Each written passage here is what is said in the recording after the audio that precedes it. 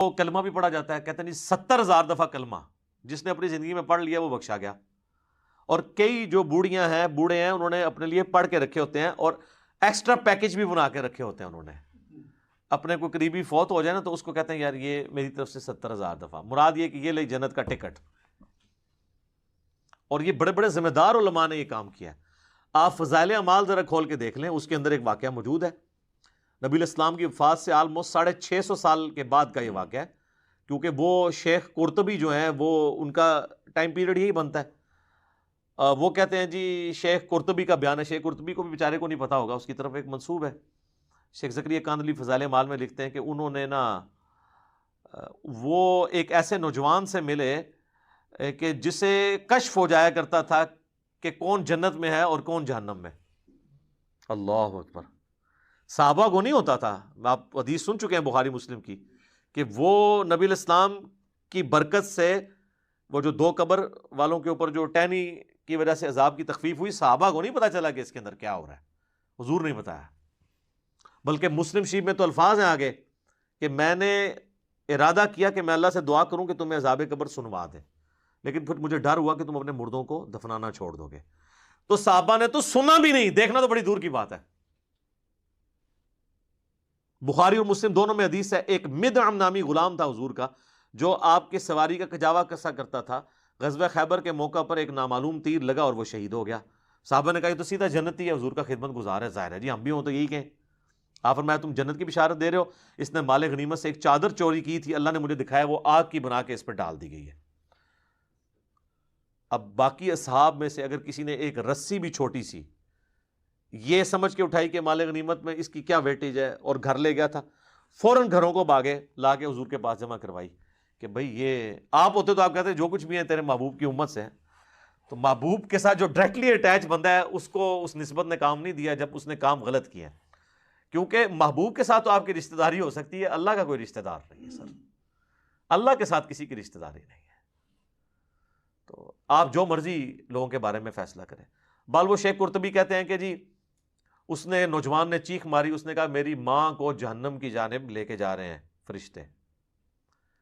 تو وہ شیخ کہتے ہیں کہ میں نے دل میں ارادہ کیا کہ میں نے یہ سنا ہے کہ جو 70,000 دفعہ کلمہ پڑھ لے اس کی مغفرت ہو جاتی ہے.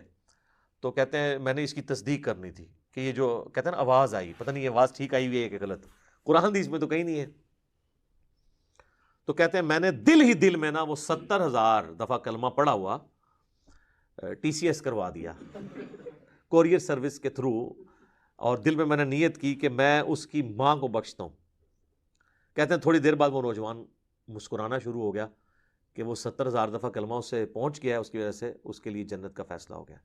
اور شیخ فرماتے ہیں مجھے اس واقعے سے 2 چیزوں کی تصدیق ہو گئی. ایک تو یہ تصدیق ہوگی کہ یہ صاحب کشف جو ہے یہ صحیح ہے، واقعی اس نے دیکھا ہے، یعنی وہ جہنم سے جنت کا فیصلہ ہوا ہے. دوسرا مجھے یہ بھی تصدیق ہوگی کہ 70,000 دفعہ کلمہ اگر کسی کو TCS کروا دیا جائے ارجنٹ میل سروس کے تھرو تو اس کی وجہ سے اس کی مغفرت ہو جاتی ہے. یہ ان کا معیار ہے چیزوں کو چیک کرنے کا، کہانیاں بنانے کا، ان میں رنگ بھرنے کا.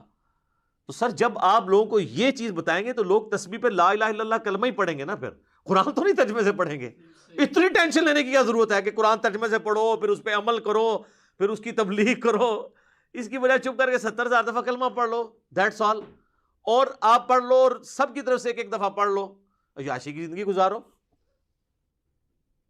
کس غیر محسوس طریقے سے انہوں نے امت کا جنازہ نکالا ہے. اسی کی آپ باقیات آپ دیکھ لیں، پھر لے کے بیٹھے ہوتے ہیں گٹلیوں پہ. وہ کہتے ہیں نہیں 1.25 دفعہ آیت کریمہ، 1.25 دفعہ جناب کلمہ. اور پھر باقاعدہ جب دعا ہو رہی ہوتی ہے تو اس میں بتایا جاتا ہے کہ اتنے قرآن، اتنا کلمہ. اچھا جی، اور پھر یہ بتایا جاتا ہے جی تیسرا کلمہ اتنی دفعہ. تیسرا کلمہ اللہ سے آتا ہے نا، پہلا کلمہ اتنی دفعہ، درود شریف اتنی دفعہ.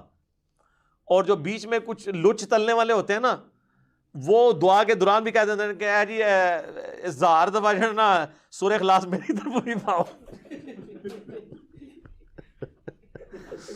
کیونکہ انہوں نے پڑھا ہے یا نہیں ہے، بال وہ انہوں نے کرنا اس لیے ہوتا ہے کہ مطلب وہ جو لواحقین ہیں ان کو پتہ چل جائے کہ اس نے بھی لچ طلب ہے. اور بعض اوقات تو پوری لسٹ بن کے آتی ہے نا، اس میں نام بھی پڑھے جاتے ہیں کہ اس نے یہ کیا، اس نے یہ کیا، اس نے یہ کیا. تو اگر کسی کا نام سکپ ہو گیا تو وہ اس طریقے سے بھی اپنی انٹری لگواتا ہے. جو لوگ ظاہر ہے کہ جی بغیر وضو کے صرف رشتہ داری نبھانے کے لیے جنازے پڑھ دیں، ان سے آپ کچھ بھی ایکسپیکٹ کر سکتے ہیں. یہ جتنے پولیٹیکل لیڈرز ہوتے ہیں آپ دیکھیں کتنے صحافی وہاں پہنچے ہوتے ہیں، بس وہ اسی طریقے سے پڑھ دیتے ہیں، کہتے بس ٹھیک ہے ایک حاضری لگوانے کے لیے آئے تھے.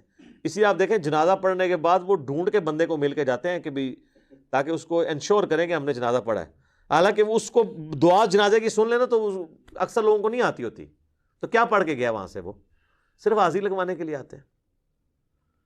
تو یہ ساری ایکٹیویٹیز جو ہے نا دین کے اندر خود سے انہوں نے انجیکٹ کی ہیں، اس کی کوئی دلیل موجود نہیں ہے.